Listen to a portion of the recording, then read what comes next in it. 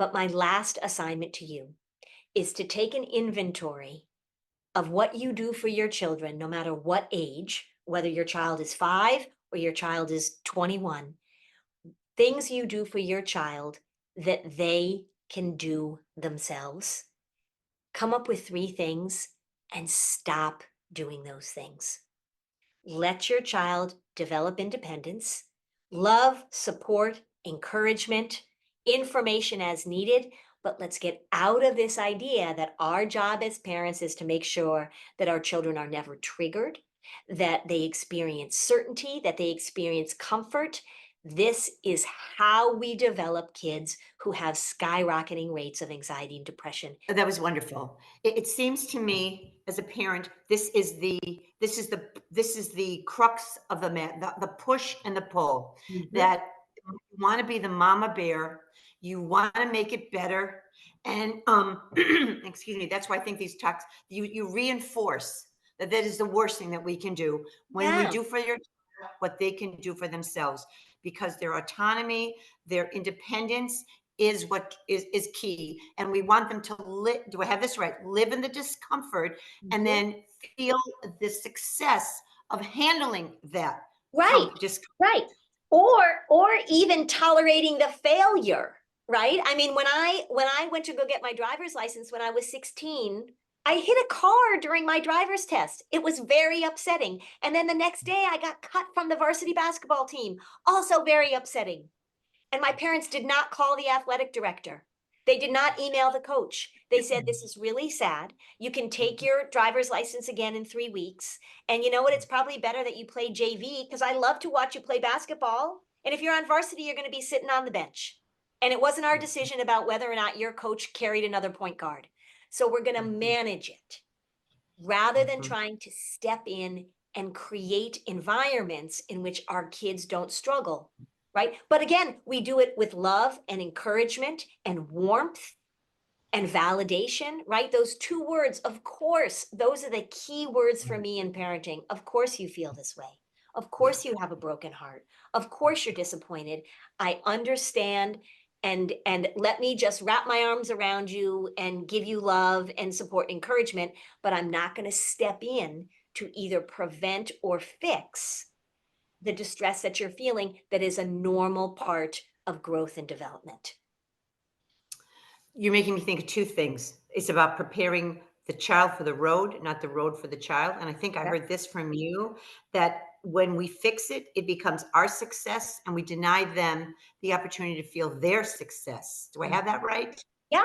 Yeah, and a lot of it, it's hard. I mean, being a parent is so hard, and I am absolutely clear as a parent and as a clinician that when your child is struggling, oh my gosh, it's heartbreaking. My son got his heart broken his senior year in college. Boy, did I want to fix it. Boy, did I want to call up this girl and say, "What are you doing to my boy?" Right? I had to help him get through it. So it's sometimes our egos get in there because our kids are a reflection of us, and it's really hard to step back. And that's where that autonomy is so important, because we're creating distance between them and us as they become their own people. And that's the job of adolescence, is for them to become their own person. Yeah, super hard. I mean, I'm not denying this is all so hard. So hard. Yeah. Janet, I know you have a comment and a question. I think they're kind of molded into one. I listening to what Gilda said, and after hearing you talk, certainly it's about the habits of the parent. Mhm. But can you touch on a little bit about modeling and what you could be sharing about your own personal experience as the Sure. parent to guide on this path? Sure. So one of the things that I'm very clear about with families is that if there is a pattern, right? And we know that depression and anxiety and substance use are very generational. There is some genetic push for some of it, but modeling is key. And so I want families, as kids get older, as kids enter adolescence, I want families to have very open conversations about these things like substance use and anxiety and depression. I will tell a parent, because here's some bad news, but it's true. If you're an anxious parent and you don't do anything about your patterns or your habits, 6 to 7 times more likely to create an anxious child. right? That's just the way this thing works. So I will have, and again, I work with families. So say I've got a really anxious mom. What she tends to do is she tends to express fear a lot to her kids. She tends to talk about the danger of the world. She tends to get in there and prevent or interrupt independent problem solving. So I want her to pull her worry out and give it a name. So I want her to pull her worry out and say, everybody, this is my worry. Her name is Gladys. And when Gladys shows up and when Gladys starts bossing this family around, when Gladys won't let you do this or won't let me do this, I want you to call me out on it. We are not going to let worry dictate how our family enjoys vacations or how our family takes on new things. And so the more that you openly talk about it with some humor and some playfulness and a lot of love, amazing things happen when we give kids permission to say, Mom, look, I know that Gladys is really telling me that I can't go to summer camp this year, or that you're gonna sew a cell phone into my teddy bear because they're not allowed, which happened at my son's camp. The more Gladys bosses us around, the more I can't grow and learn. When we teach kids that language, and when parents begin to own their own patterns, the other thing too, at the dinner table, one of my favorite assignments to give is you sit around the dinner table at night and you go around and you say, what was the unexpected thing that happened to you today and how did you handle it? And parents begin to articulate it. And if you have little kids, you don't have to, you say like, oh, I wasn't paying the property tax. So guess what, everybody, we're moving, right? You don't have to say that. But you share the little things that happen on a daily basis, and you model and you articulate for your kids the ability to tolerate and manage uncertainty and how we move into problem solving. When parents step in and do that work for kids, kids don't learn to do it for themselves. Anxious parents have kids that are lousy independent problem solvers. We just know that from the research. Yeah. You've got well, I guess before I get to these two quick questions, what's the number one question that you get when you give this presentation to audiences from parents? Parents will say, well, I get two questions. One is that they say, how do I find a good therapist? My kid is anxious. How do I find a good therapist? So I can answer that. I have three criteria. One is that it needs to be family. So I truly, I'm astounded all the time that a parent will say to me, well, I have a 12-year-old who's been in therapy for 4 years. And I go, well, what are the goals? Well, I don't know. Well, what are you doing at home between sessions? Nothing, right? So parents need to be involved. It needs to be an active process. And parents should expect that the therapist is going to give them things to do between sessions. If you took your kid to a clarinet teacher and the clarinet teacher said, no playing the clarinet between lessons, you'd be like, I'm not sure I want to go to this clarinet teacher. Same for therapists. And parents should ask these questions and find somebody who, without hesitation, if you say, well, what would you give us to do between sessions? That therapist should be bump, bump, bump, bump. If they say, oh, I don't know, or I have to get to know your kid first, this anxiety thing is not mysterious. We know how it works. If you know what you're doing, you know what you're doing. So that's one question. And then the second question I get, which I addressed a little bit, is what do I do when my kid's freaking out? So, Yeah. and the answer is not much. Yeah. And then probably another question I get is, what do I do if my child refuses to address this? And what if I try and talk to my kid about it and they're like, I'm not talking about this?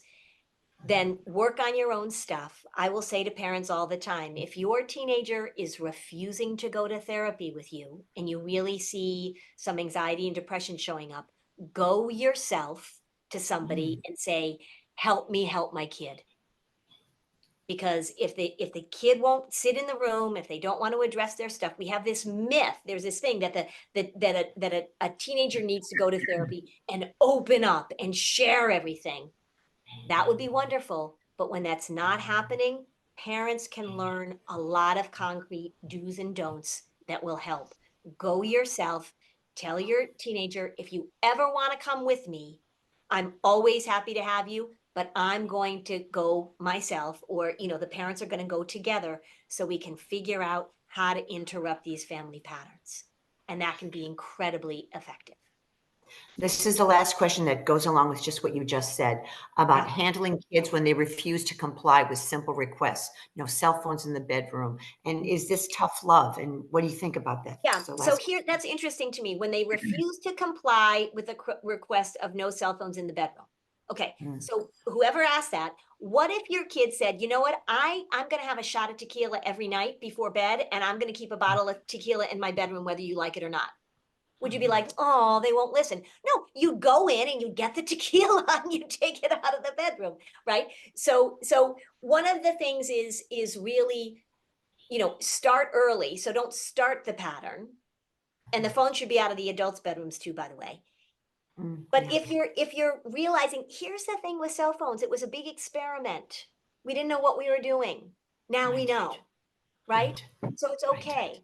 Remember you used to go to the doctor and the nurses behind the Mhm. nurses station were smoking, right? And Yeah. and we figured out that was a bad idea. We changed it. So it is Yeah. okay for you to say to your teenager, Yeah. you've got more data. These phones interrupt your sleep. Sleep is critical to your brain and your body and your moods and your relationships. We're taking the phone out. And I'm taking the phone out too. And are they going to say, oh, thank you, mom. Thank you, dad? No, they're not. But it's okay. You got to weather that storm. Yeah. Mhm. Mhm. And go buy an alarm clock, right? I say all the time, there are these really cute little alarm clocks. Mhm. I just bought one because mine got broken. $9.99 on Amazon. They work Mhm. like a charm. Yeah. Mhm. Lynn, you've had over 100 people who have stayed with you for this hour. And I have a sense that, like myself, we'll be back to hear it all over again because some of us need to hear it twice in one day. It So does help. Repetition helps for sure. Yeah. thank you so much. I want you to think now about 3 things that you are currently doing for your kids that they can do for themselves, right? Maria Montessori said we should never do for a child what he or she can do for him or herself. Maria Montessori, we want to give kids the opportunity to step in rather than believing our job is to make sure that everything is certain and comfortable. That is the breeding ground for anxiety and depression. And it is Mm, hard. I get it, but it's really important that we shift that paradigm. mm, beautiful, beautiful.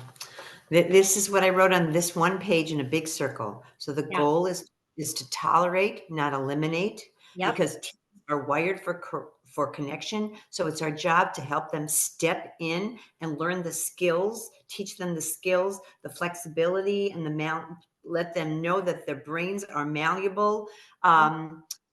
Be that steady presence, talk 85% less, model staying calm so you can help them on that road to autonomy and independence, which is the goal. And that's why we're all here. So we can That's help right. with it. Did Yeah. I forget? Well said. You got it, Gilda. You got it. Yeah.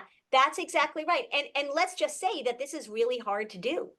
So, I mean, when it is easier as a mom, it is easier for me to step in and make sure that my children don't feel distress, right? It is easier for me to do that than to say to them, I am here to love and support and encourage you, but you're going to have to go through this yourself.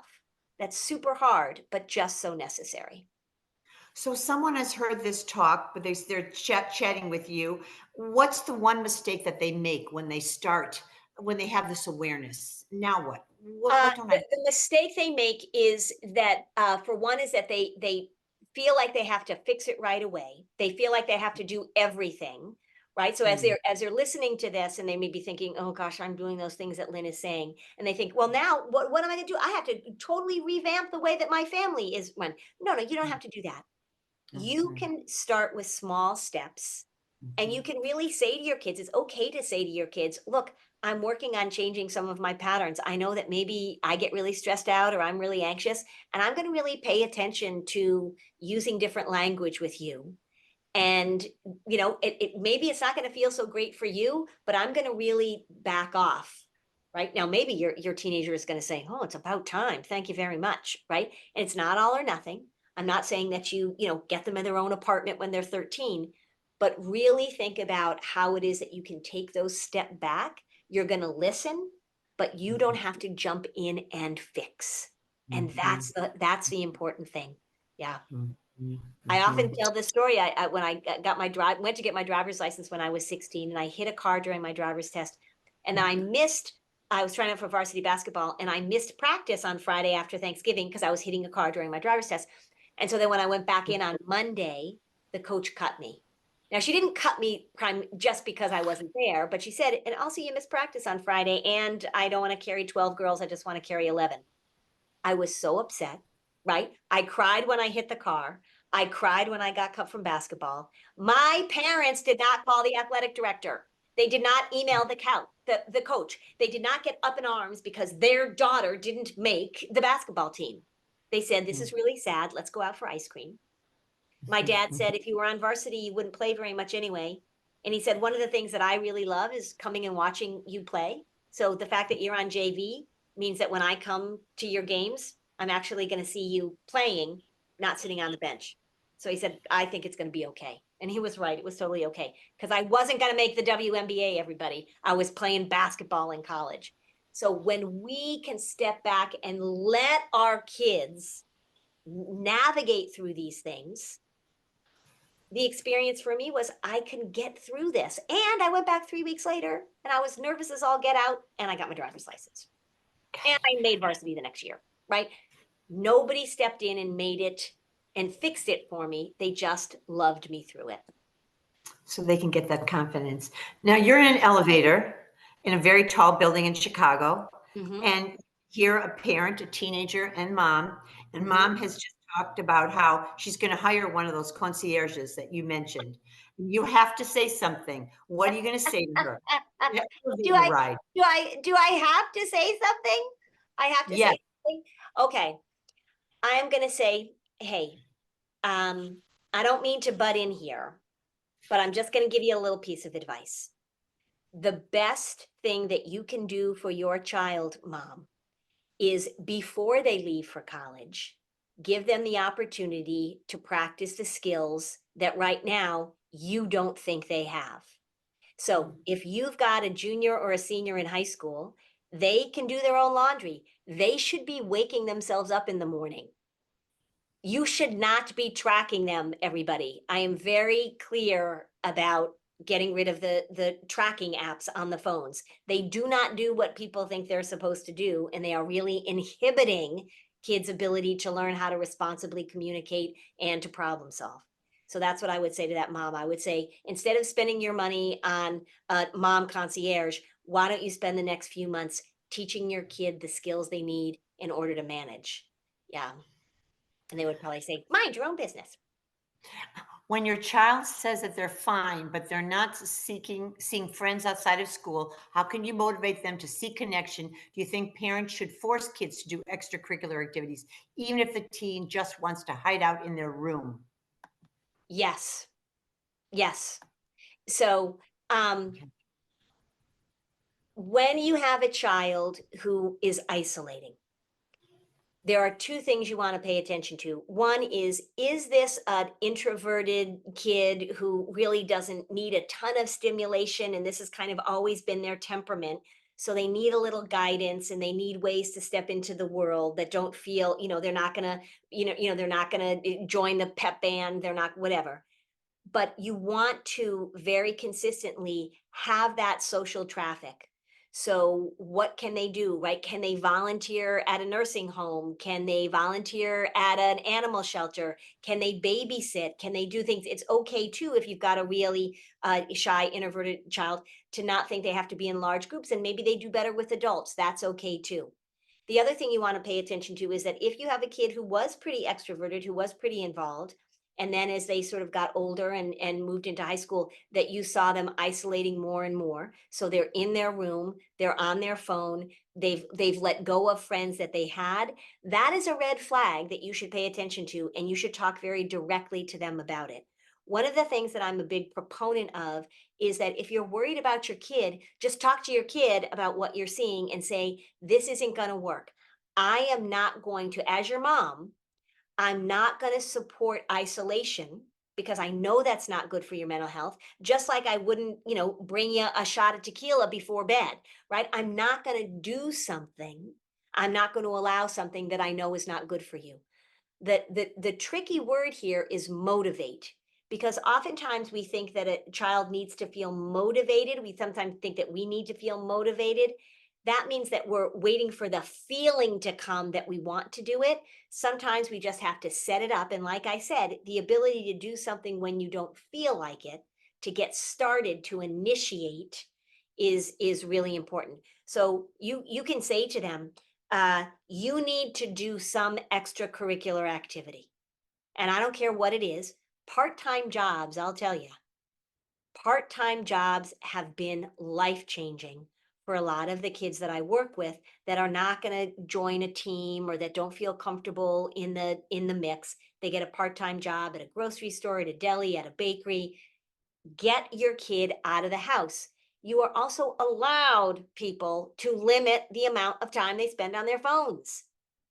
We are, I was saying to this when I was talking to the group at noon. This was an experiment. We didn't know what we were doing. We gave everybody a smartphone. Guess what? Now we know.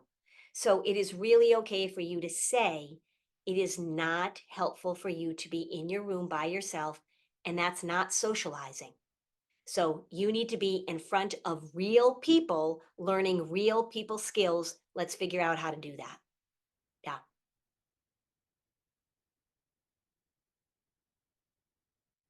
You're Oh. muted, Gilda. 6 pages of notes from this afternoon, 6 pages of notes tonight. Lori, do you have a final question as we close out tonight, this long day for Lynn? You know what? I don't have a question, but I just have to tell you, I have taken so much away from this, and from awkward empathy to talk 85% less, all of these things. This has just been absolutely wonderful. So thank you so Oh, much. oh, well, thank you very much. And I so appreciate you having me. And whenever I give a talk, I say this, and I truly mean this. I am very honored when people give up their time, when people say, I'm going to spend a chunk of my day listening to what Lynn Lyons has to say. I'm truly honored for that. So I very much appreciate you inviting me. Please have me back. I'd love to come back. You do such a great job. You made everything so easy for me. And I really appreciate it. Lynn, this was just a fabulous hour. So many people, this has come in, and there's really one half question. A lot of people want to know, why is it so much worse now? And I know you talked about social media. Yes, anything finally you want to say around that? Why it's Well, worse I mean, I today? think, there's a lot of information now. We're looking at technology and the impact it had. We don't want to put it all on technology. I think that the generation of parents right now, they really are working hard to change maybe the way they were parented. So, seen and not heard, or that kind of stuff. And so they're really trying to give their kids as much emotional and support as possible. And so it's gone to a place, unfortunately, where we just have to get that balance back. I think there's a lot of fear. I think we're pathologizing. I think that all of the mental health information that we've given to young people and to parents has been good, but I think there's a side to it that actually has not been helpful, because I think we've lost track of what's normal. And I think we need to get back there. Yeah. Thank you so much. We're going to share the questions on our YouTube channel. I'm going to listen to them again and again and again to reinforce, because this is hard. Thank you so much. Lynn, this is where we go hug the kids. So we're going to go hug the kids now, okay? Yeah. Go hug the kids. Yeah. Good night, everybody. Thank you so much for having me. Thank you. Bye-bye. Pleasure. See you next time, everyone. Bye-bye.